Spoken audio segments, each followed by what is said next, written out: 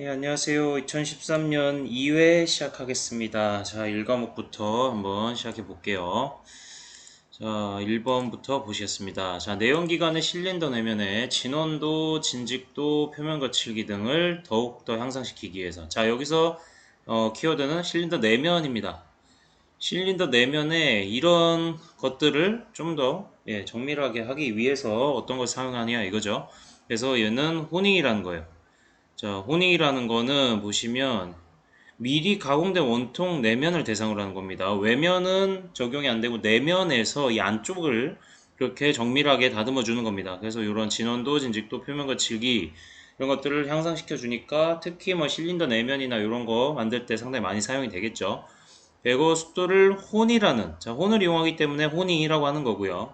그래서 혼이라는 것을 가공헤드에 조립하고 스프링이나 유압 등으로 공작물의 원통 내면을 가압합니다. 예, 그래서 꽉 끼운 다음에 그렇게 왔다 갔다 하게 만드는 거라고 보시면 되겠습니다. 그래서 호닝은 실린더 내면에 이제 정밀한 다듬질을 위해서 사용하는 것이다 라고 보시면 되겠습니다. 호닝. 자, 2번. 자, 결합제. 입자, 입도, 결합도, 조직, 결합제 이 다섯 가지가 있었죠. 그 KS 규격 우리 표시법에. 그래서 이 다섯 가지 중에 마지막 결합제. 이 결합제의 기호로서 맞게 짝지은 것이 아닌 거 찾으라고 하는데 이것도 이제 상당히 많이 나옵니다, 앞으로. 그래서 이거 굉장히 내용이 많죠. 비트리파이드는 요럴 때, 실리케이트는 요럴 때 쭉 되는데 요런 것들을 이제 차차 하나씩 공부를 하시면 되고 지금 먼저 꼭 외우셔야 되는 건 기호들입니다. 기호들. 그래서 우리 주의하셔야 될 거는 자 여기 보시면 뭐 비틀파이드는 왠지 발음대로 V가 맨 앞에 있을 것 같으니까 V죠. 그리고 셀락은 이 셀락과 고무는 탄성숫돌의 한 종류들입니다. 그래서 셀락은 E, 고무는 R. 고무는 특히 러버니까 외우시기가 쉽겠죠. 근데 이 레지노이드, 탄성숫돌 중에 하나인 레지노이드는 발음은 뭐 이런데 B입니다. B. B. 그래서 조금 뜬금없는 기호라고 어떻게 보면 보이기 때문에 우리 특히 잘 외워두셔야 됩니다. 레지노이드 B라는 거. 그래서 레지노이드, 비트리파이드, 셀락, 고무 정도 여기서 문제 나온 정도 정확히 외우시고 가시면 되겠고요. 자, 3번 선반에서 지름 길이 자 이렇게 쭉 나오면 대충 V는 1000분의 파이 dn이라는 거를 우리가 파악을 하시면 되겠습니다. 특히 선반은 V는 파이 dn 그리고 밀링에서는 F는 FZ, ZN 이 두 가지가 대표적인 식이고 선반이라고 하면은 이걸 먼저 떠올리셔야 되고요. 밀링이라면 이걸 먼저 떠올리신 다음에 이 n을 구할 때 있어서 이 v는 1000분의 파이 dn을 써먹을 때가 있죠. 그래서 그렇다는 걸 기억하시고 v는 1000분의 파이 dn 안에 이렇게 다 때려 넣으시면 됩니다. 이거는 뭐 어렵지 않죠. 그리고 주의하셔야 되는 건 이제 D랑 N이 있고 그리고 V도 있는데 단위들을 잘 보셔야 됩니다. 단위들. 그래서 여기서 뭐 분당 회전수 RPM으로 구하라고 친절하게 나와 있으니까 그대로 N에 대해서 구하시면 되고 D를 넣으실 때 이게 센치거나 미터일 경우가 있어요. 이때는 반드시 밀리미터로 환산을 하셔서 구하셔야 됩니다. 그래서 여기서는 밀리미터로 또 친절하게 나와 있죠. 그래서 뭐 이거 350은 여기서는 필요 없는 정보고요. 그래서 계산하시면 되겠습니다. 자, 4번 밀링머신에서 할 수 없는 가공. 자, 밀링머신에서 할 수 없는 건 평면 가공 말고 우리 선반같이 회전축이 필요한 이런 가공이 되겠죠. 그래서 그런 가공 찾으시면은 될 것 같습니다. 그래서 여기서는 널링 가공. 우리 꺼끌꺼끌한 손잡이 만드는 거 있죠. 손잡이 미끌리지 않는 손잡이 같은 모양 만드는 거. 그 널링을 찍어낸다고 하는데 그 널링은 밀링에서는 할 수가 없습니다. 물론 하는 뭐 평면에다가 널링 자국을 내는 방법이야 있지만 우리 선반에서 그런 축재료에다가 널링하는 방법은 없기 때문에 여기서 널링 가공이 밀링 머신에서 할 수 없는 가공이 되겠습니다. 자, 그리고 5번 스핀들이 수직이랍니다. 그리고 스핀들은 안내면을 따라 이동이 된다고 합니다. 스핀들이 이제 우리 주축이라고 생각하시면 됩니다. 공구가 삥 돌아가는 주축이라고 생각하시면 되고요. 공구 위치는 크로스레일 공구대에 의해서 조절되는 보링 머신은 무엇인가? 자, 이거는 이제 수직 보링 머신이라 하고요. 보링 머신의 의미에 대해서 전 회차에 문제가 나왔는데 이게 좀 더 심화가 됐죠. 그래서 수직 보링 머신에 대해서 봤는데 이 나머지 지그 보링 머신과 정밀 보링 머신은 제가 나왔던 기억이 있나요? 하여튼 지그 보링 머신은 또 문제 한 번씩 나오게 됩니다. 그래서 자, 일감의 한 면에 두 개 이상의 구멍을 뚫을 때 직교하는 두 축 X, Y 방향으로 각각 2에서 10 마이크로미터의 정밀도로 구멍을 뚫는 보링 머신이다. 이게 상당히 정밀하죠. 이것도. 그래서 이 지그 보링 머신과 정밀 보링 머신도 한번 참고로 알아두시면 되고요. 정밀 보링 머신 같은 경우에는 높은 수준의 정밀도 이런 식으로 키워드가 나오기 때문에 아마 찾기 크게 어렵지 않으실 겁니다. 문제에 쭉 나오더라도요. 그래서 여기서 수직 보링 머신이고 지그 정밀 보링 머신까지 한번 참고로 알아두시면 되겠습니다. 자, 그리고 6번 허용 한계 치수 해석에서 통과 측에는 모든 치수 또는 결정량이 동시에 검사되고 자, 통과 측 그리고 정지 측에는 각각의 치수가 개개로 검사되어야 한다. 자, 그러니까 통과 측에서는 쭉 그냥 검사가 끝나는 거고 정지 측에서는 따로 하나하나씩 계산을 해야 된다는 겁니다. 치수를 다 하나씩 측정을 다시 해야 된다는 그런 얘기가 되겠죠. 그래서 이거는 이제 테일러의 원리가 되고요. 우리 문제 저번에 나왔던 건 아베의 원리죠. 이 아베의 원리가 조금 더 중요하다고 생각하시면 되고 그 다음 테일러의 원리 뭐 이런 것들을 생각하시면 되겠습니다. 헤르츠의 원리도 있는데 이것도 차후에 문제가 나오면 한번 설명을 드릴게요. 그래서 우리 뭐 스냅 게이지나 링 게이지 또 뭐가 있죠? 플러그 게이지 이런 걸로 우리 비교 측정하죠. 예, 간접 측정, 비교 측정을 하는데 그래서 이럴 때 이제 써먹을 수 있는 원리가 이제 테일러의 원리라고 보시면 되겠고 여기 설명한 것도 테일러의 원리라고 보시면 되겠습니다.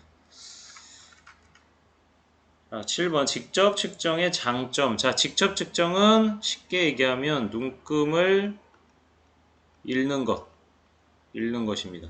자, 그래서 뭐 우리 제일 대표적인 게 자입니다. 그냥 자. 저거 몇 센치야 할 때 아니면 우리 뭐 여기서 여기까지 얼마야 할 때 줄자 같은 거 쓰죠. 그래서 줄자에 그 눈금 갖고 우리가 모든 작업을 시작하죠. 그래서 그런 것들이 이제 직접 측정입니다. 눈금을 직접 읽는 것과 그게 이제 직접 쓰일 때, 그 눈금이 직접 쓰여야 될 때. 그래서 이건 뭐 어렵지 않은 문제가 될 텐데, 자, 측정기의 측정 범위가 다른 측정법에 비하여 넓다라고 할 수가 있겠죠. 예, 측정 범위가. 그리고 측정물의 실제 치수를 직접 읽을 수 있다. 뭐 이게 당연한 거고요. 예. 수량이 적고 많은 종류의 제품 측정에 적합하다. 네, 직접 측정. 측정자의 숙련과 경험이 필요 없다. 예, 이거 뭐 숙련과 경험이 있어야 눈금을 어떻게 읽는지가 알 수 있겠죠. 예, 우리가 그냥 자를 볼 때는 뭐 상관이 없는데 번역 캘리퍼스 마이크로미터만 해도 우리 어미자 아들자를 쓸 수 있어야 되죠. 그래서 어미자 아들자만 읽을 수 있다는 것도 중요하지만 그것보다도 이제 또 0점 맞추고 이런 관리들도 중요하기 때문에 그런 오차를 없애기 위한 작업이 상당히 쉽지가 않은 경우가 있다. 그래서 숙련자의 경험이 당연히 필요하다. 예, 그렇게 보시면 되겠습니다. 나머지들도 한번 꼭 다시 복습하시고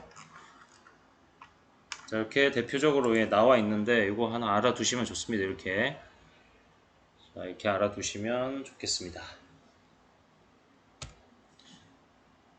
그리고 8번 회전 중에 연삭 숫돌이 파괴될 것을 대비하여 설치하는 것은 뭐 덮개 이런 거는 넘어갈게요. 이거는 뭐 아무것도 아니고 자, 일반적으로 요구되는 절삭 공구의 조건으로 적합하지 않은 것. 자, 여기서 나쁜 말 찾으시면 된다고 했습니다. 이럴 때는. 나쁜 말. 자, 고마찰성. 고마찰성이 있으면은 마찰이 크게 되고 열이 많이 발생을 하겠죠. 당연히, 마찰을 어떻게든 줄이려고 절삭력 뿌리고 그렇게 하는데, 고마찰성이 있으면 안 되겠죠. 그리고, 저 고온 경도, 예, 당연히 있어야 되고, 고온에서도 그 경도를 그대로 유지해야 됩니다. 뭐, 고온에서 딱딱함이 이제 없어지고 막 흐물흐물해지면 이상하겠죠. 당연히 공구가. 자, 내마모성, 마모를 견디는 성질. 어떻게 보면 이제 뭐 정확하게 반대는 아니지만 1번과 3번이 반대인 말이라고 보셔도 무방합니다. 내마모성, 내마멜성 이런 것들이 이제 마찰에 의한 것과 관련이 되어 있기 때문에 요 강인성, 인성은 이제 지성의 반대말이라고 했습니다. 잘 깨지지 않는 성질 이런 것들은 당연히 있어야겠죠. 그래서 답은 1번이 되겠고 자, 10번. 일반적으로 표면 정밀도가 낮은 것부터 높은 것. 그러니까 그나마 좀 덜 정밀한 가공부터 가장 정밀한 가공 그 순서로 어떻게 되어 있냐. 그래서 일반적인 연삭이 어, 그냥 다른 바이트로 하는 절삭 가공보다는 정밀도가 상당히 좋습니다. 근데 이 세 개 비교하면 아무것도 아니겠죠. 그래서 연삭, 호닝, 랩핑 요 순으로 정밀도가 점점 더 좋아진다. 그래서 랩핑을 저번에 잠깐 말씀드렸는데 랩핑을 갖고서 만드는 가장 대표적인 제품이 블록 게이지입니다. 블록 게이지.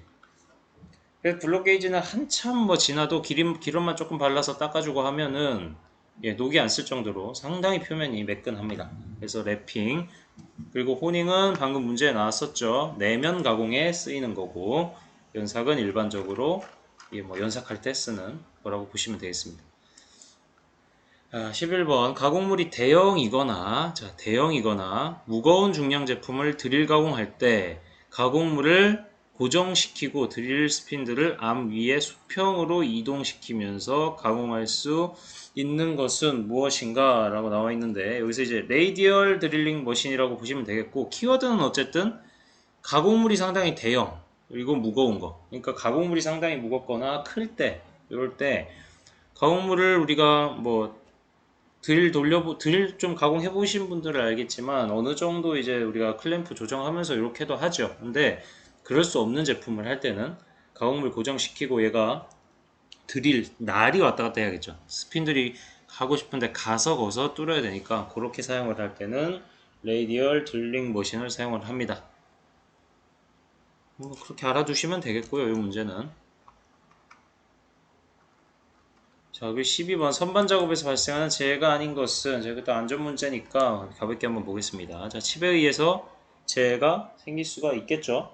그리고 정밀 측정기에 의한 것도 이게 재해가 왜 생길까요? 그죠? 정밀 측정기에 의해서 재해가 생기지 않을 것 같은데 뭐 장난치다가 누가 뭐 실수로 그렇게 떨어뜨리는데 뭐 그걸 맞든가 이럴지 않으면은 그런 것을 뭐 선반 작업에 있어서의 재해로 볼 수는 없겠죠. 그래서 이건 답은 2번이고 가공물의 회전주에 휘감겨 들어가는 거 이게 가장 위험하죠. 이게 가장 위험합니다. 그래서 요래서 뭐 선반 가공할 때 특히 회전 가공할 때 어떤 회전 공구를 쓸 때 뭐 긴 소매 옷이나 장갑 끼지 말라 하는 이유가 되겠습니다. 그리고 가공물과 절삭 공구와의 사이에 휘감기는 것 이것도 마찬가지죠. 그래서 2번은 선반 작업의 재해로는 볼 수가 없다.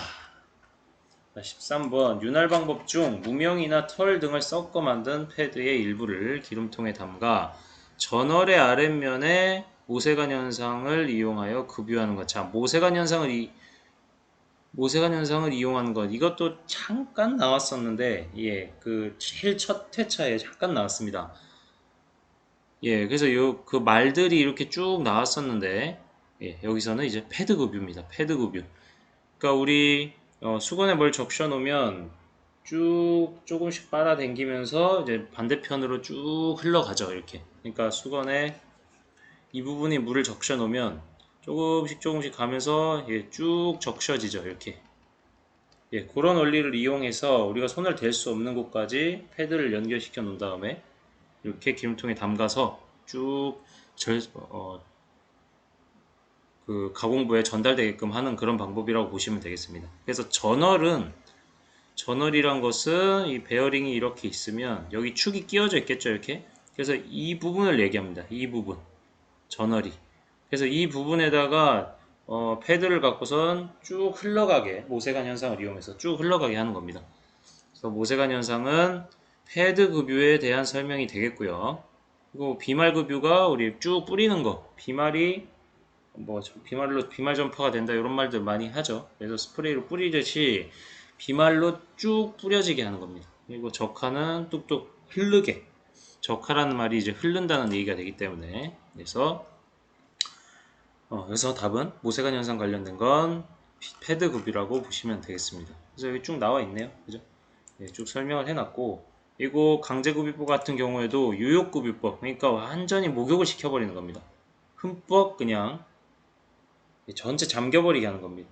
그래서 이런 식으로 하는 것들이 있겠습니다. 자, 그 14번 다이얼 게이지 사용상 주의사항이 아닌 것은 다이얼 게이지 이렇게 생겼죠. 그래서 여기다가 축 연결한 다음에 얘를 회전시키면 얘가 왔다 갔다 하면서 얼마나 축 편심이 되어 있는가 얼마나 축이 안 맞는가를 우리가 보면서 뭐 척 작업을 하고 이런 식으로 쓰는 거죠. 자, 보시겠습니다. 스핀들이 원활히 움직이는가? 당연히 그래야겠죠.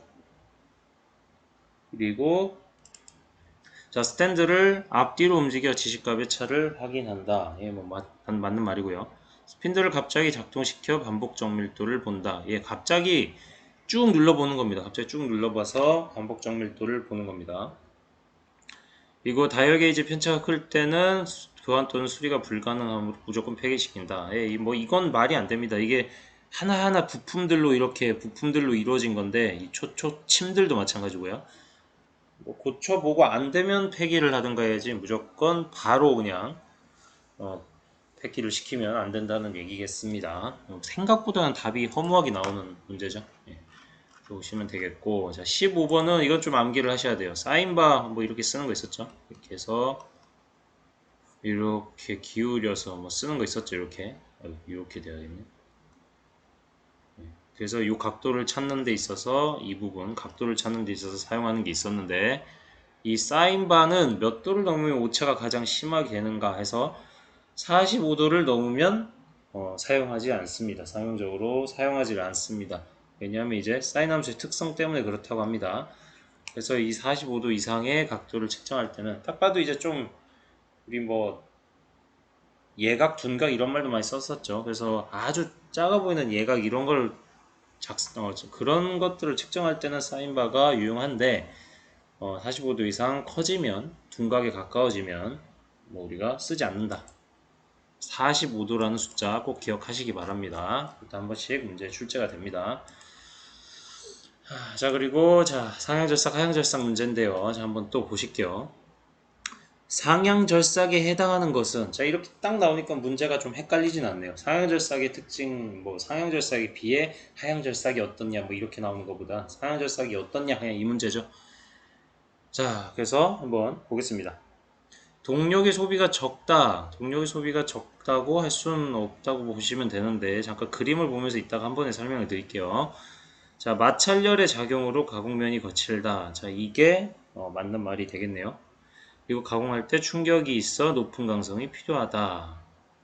그리고 뒤틈 제거 장치가 없으면 가공이 곤란하다. 자, 한번 보실게요. 이 상향절삭에서 먼저 백래시 제거 장치가 필요가 없다고 했어요. 그러니까 백래시 제거 장치가 필요한 거는 하향절삭이고 백래시가 있기 때문에 제거 장치가 필요하고 장치 필요 하향절삭이 그리고 가공할 때 충격이 있어서 높은 강성이 필요하다는 거는 자 가공할 때 처음에 이렇게 요만큼 가공을 하고 쭉 줄어들죠. 가공하면서 이 가공하는 양이 그러니까 처음엔 이만큼인데 이만큼 줄어들죠. 점점. 그래서 처음에 꽝 찍을 때 여기다가 바이트가 이렇게 뭐 꽝 찍을 때 큰 양을 가공을 해야 되기 때문에 큰 가공량을 깎아내야 되기 때문에 충격량이 이게 큽니다. 대신에 얘는 점점 가공면이 커지죠. 점점. 그래서 처음에 가공이 들어갈 때는 충격이 적은데 점점 동력이 많이 발생을 하는 겁니다. 점점 가공량이 커지기 때문에. 때에는 처음에 한번 꽝 찍어 놓으면 처음에 충격은 생기지만 동력의 소비는 비교적 적어진다. 이런 얘기를 지금 보기에서 하고 있다고 보시면 되겠습니다. 그래서 이거를 한번 얘가 이제 이렇게 가공을 점점 많이 하게 되죠. 이렇게 가공을 점점 많이 하게 되죠. 상향절삭은. 얘는 가공을 처음에 많이 했다가 이렇게 점점점 적어지게 되죠. 그러니까 처음에 찍을 때의 충격이 크다는 겁니다. 대신에 얘는 처음에 충격은 없는데 점점 동력이 소비가 커지겠죠. 그래서 마모도 커지고 이렇게 비교를 하시라는 겁니다. 여기서는 뭐 딴 거보다 이 가공면을 봤을 때에 어떤 차이가 있는지 그거를 먼저 보시면 되겠습니다. 자, 그 상향절삭에서는 칩이 잘 빠져나오므로 그러니까 이게 쭉쭉 쳐내죠. 그래서 절삭을 방해하지 않는다는 것도 참고로 알아두시면 나중에 이해를 하실 때 도움이 되지 않을까 싶습니다. 얘는 이제 가공을 하다가 죄송합니다. 가공을 하다가 중간에 갇혔다가 나오게 되죠. 갇혔다가. 얘는 가공이 끝나면 바로 칩이 이렇게 튀어나오게 됩니다. 그러니까 이게 지금 보면 아무것도 아닌 것 같은데 가공을 하면서 몇백만 회전을 하기 때문에 적어도 몇천 회전, 몇만 회전을 하게 되기 때문에 이런 게 몇만 번, 몇십만 번 일어난다고 보시면 됩니다. 가공 한번 할 때. 그러니까 상당히 차이가 커지겠죠. 그래서 우리가 분석을 하는 겁니다. 이렇게. 자, 그 17번이 이제 조금 1과목치고는 어려운 계산 문제라고 보시면 되겠어요. 자, 선반이 나왔습니다. 그럼 우리 V는 천분의 파이디를 먼저 떠올려야겠죠. 원형 단면을 가진 일감의 질은 100mm, 단위 확인하시고 밀리미터. 그리고 탄소광, 탄소든 다이아몬드든 뭐 재질은 중요하지 않고요. 여기서 자, 매분 회전수 314rpm이라고 해놨어요. 절삭 저항력이 여기 736N. 자, 이제 절삭 저항력이란 말이 나올 때부터 조금 뭔가 싸하죠. 그래서 이때 선반의 절삭 효율을 80%라고 하면 필요한 절삭 동력은 얼마인가? 자, 여기서 V는 1000분의 파이 dn을 우리가 구할 수 있는 거는 그야말로 이 V 값이 되겠죠. V 값. 왜냐하면 지름과 회전수가 나와 있죠. 파이는 숫자고 3.14 이러고 그래서 이렇게 계산하면 1.64 m/s 그죠? 원래는 98.6 m/min로 나오죠.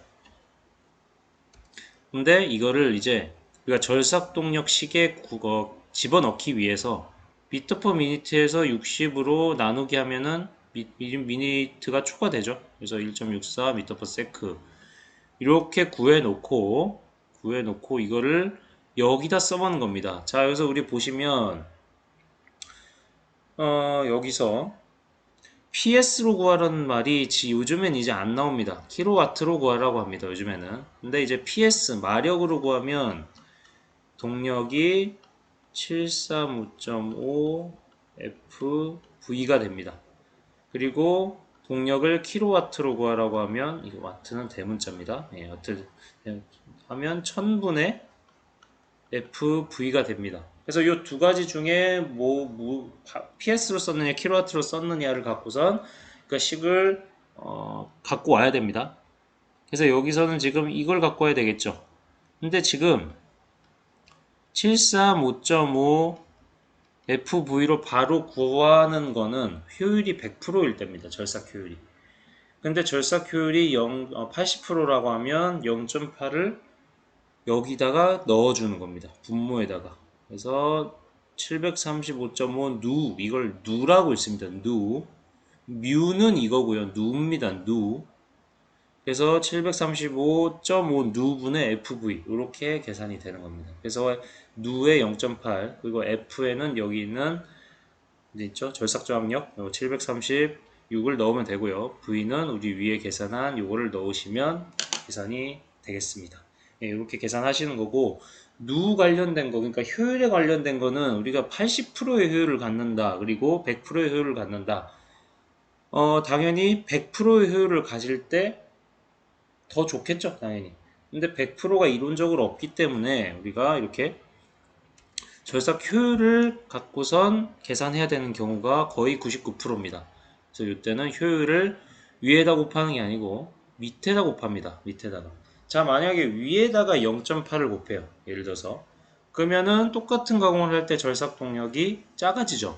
그러니까 여기다가 예를 들어서 0.8을 곱했다. 그러면 원래 100%일 때보다 이 절삭 동력이 작아지죠. 그러면 똑같은 가공을 할 때 필요한 절삭 동력도 작아진다는 얘기니까 말이 안 되죠. 당연히. 절삭 효율이 있기 때문에 절삭 동력이 더 많이 들어가는 거가 돼야 되기 때문에 여기다가 0.8 곱하면 절삭 동력이 1.25배인가요? 얼마죠? 8분의 10이면 1.25배인 것 같은데 1.25배 더 커지는 겁니다. 효율이 100%일 때보다. 뭐 그렇게 좀 이해를 하시면 되겠습니다. 그래서 효율은 분모에다 곱한다 라는 거. 자, 18번은 한번 간단하게 보고 넘어가겠습니다. 수도 없이 나오네요, 진짜. 장갑 끼고 하면 안 되고, 가공물을 손으로 잡고 드릴링 하지 않는다. 당연하죠. 가공물 잡으면 안 되죠. 얇은 판의 구멍 뚫기에는 나무 보조판을 사용한다. 이것도 많이 설명을 드렸습니다. 얇은 거 이제 은박지 생각하시라 했어요. 4번 구멍 뚫기가 끝날 무렵은 이송을 천천히 해야 된다는 겁니다. 제일 마찰 부분이 접촉면이 많아질 때 이송을 천천히 해야 된다. 자, 19번 전해연삭 가공의 특징이 아닌 것은 자, 전해연삭 한번 보시겠습니다. 자, 전해연삭은 전해가공과 일반 연삭 가공을 조합한 겁니다. 그래서 우리 양극과 음극이 있으면 여기서는 연삭 숫돌을 음극에 넣었죠. 숫돌을. 그러면 양극에 가공물이 있겠죠. 근데 전의 연삭 자체가 깎아내는 거죠. 연삭이라는 말 자체가. 그래서 양극에 있으면 이런 가공을 할 때 양극에 있는 것이 깎아지는 거라고 보시면 됩니다. 깎아지는 거. 만약 이게 음극의 가공물이 있는 그런 가공이 있었어요. 뭐였죠? 도금이었죠, 도금. 음극에 있으면 뭘 씌우기 위한 겁니다. 뭐 산화 피막이나 아니면 아연 도금을 하기 위한 겁니다. 그럴 때 말고는 다 양극의 가공물이 있다라는 거 먼저 기억을 하시고요. 그리고 공작물의 경도가 매우 높아 숫돌마모 매우 심할 때 기존의 연삭 방식에 비해 월등한 장점이 있다. 그러니까 엄청 경한 재료는 연삭으로 했을 때 연삭날이 뭐 쉽게 남아나지가 않겠죠. 그럴 때 쓰면 좋다는 거고, 소재 제거가 전해작용에 의해 일어나므로 연삭정에 의한 변형이나 숫돌마모가 매우 작다. 그러니까 그러니까 열을 가하는 게 아니고 전기를 가해서 더 깎아내기 쉽게 만들어 놓는다는 겁니다. 전해 연삭은. 그래서 이 관련된 거 한번 쭉 읽어보시면 경도가 낮은 재료일수록 연삭 능률이 기계 연삭보다 높다. 아니죠. 이제 경도가 높은 재료 하기 힘드니까 일반 연삭으로 전해 연삭을 하는 거죠. 그래서 답은 1번이 되겠고, 박판이나 현상이 복잡한 가공 공작물을 변형 없이, 예, 이게 큰 장점이고요. 연삭장이 적다. 그리고 정밀도는 기계 연삭보다 낮다. 네, 정밀도가 기계 연삭보다는 예, 낮다고 되어 있는데, 이게 정밀도 자체를 우리가 뭐 낮아도 쓰는 이유는 어쨌든 너무 뭐 경한 재료나 아니면 가공하기 힘든 재료를 연삭할 때 훨씬 수월하기 때문에, 그렇게 가공량이 많지 않고 이럴 때도 쓸 수 있기 때문에 전해 연삭을 사용한다고 보시면 되겠습니다. 자, 그 20번 이동용 방진구를 3번에 설치하는 곳은 어디냐? 이건 뭐 당연히 예, 이게 새들이 돼야 되는, 잠깐만요. 예, 새들이 돼야 되는데 해설을 제가 해놨죠. 예. 조금 뭐 생소하실 수가 있어서 한 번 더 보겠습니다. 자, 방진구 이렇게 생긴 거는 보셨어요. 저번에 보셨습니다. 고정식과 이동식이 있고, 가늘고 긴 공작물의 처짐을 방지한다. 그러니까 이렇게 공작물을 끼웠는데 너무 이 주축에 비해서 너무 길 때, 이럴 때 한번, 잠시만요. 예. 너무 주축에 비해서 이렇게 길 때 이쯤에서 한번 고정을 도와주는 겁니다. 쉽게 얘기해서. 그래서 공작물의 굽힘으로 인한 진동을 감소시키기 위해서, 그리고 종류로는 고정식과 이동식이 있는데 어쨌든 새들에 설치합니다. 새들에. 네, 새드에 설치합니다. 그리고 여기에 보면 이동용 방진구라고 했죠. 그래서 고정식 방진구와 이동식 방진구의 설치 위치가 다르다는 걸 꼭 기억을 하시기 바랍니다. 고정식은 베드, 이동식은 왕복대 상위 새들에 설치를 한다라고 보시면 되겠어요. 20번에 이제 보기가 왕복대가 있으면 왕복대라고 하시면 되고요. 여기선 새들이라고 되어 있기 때문에 새들이라고 답을 하시면 되겠습니다. 자, 1과목 여기까지 하겠습니다.